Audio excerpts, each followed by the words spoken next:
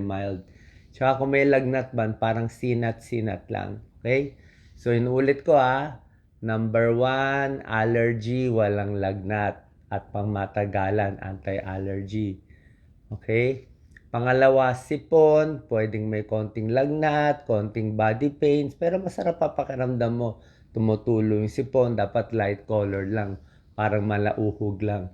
Pag naging green yan, may bacterial infection, kailangan bigyan ng gamot. Pangatlo naman, ito yung mas malala, trangkaso or influenza or flu. Pag sinabi mo naman trangkaso, may lagnat talaga to. Usually, 3 days, 4 days, mataas ang lagnat, body pain, masakit ang katawan, 'di ba? Baldado ka, hindi ka makatrabaho, masakit ang ulo, at walang sipon.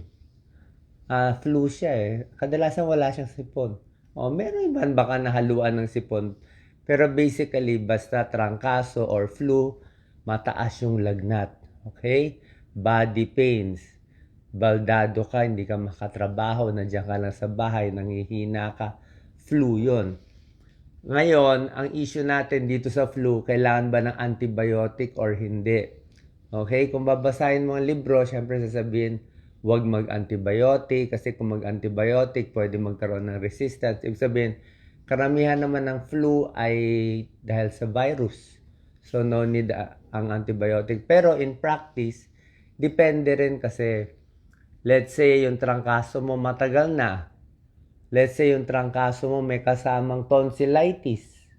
Pag yung tonsil namamaga, kailangan mo na ng antibiotic.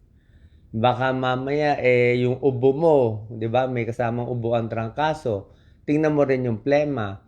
Kung medyo yellow o yellow green na, isip natin baka baka may bacterial infection na, binibigyan rin ng antibiotic.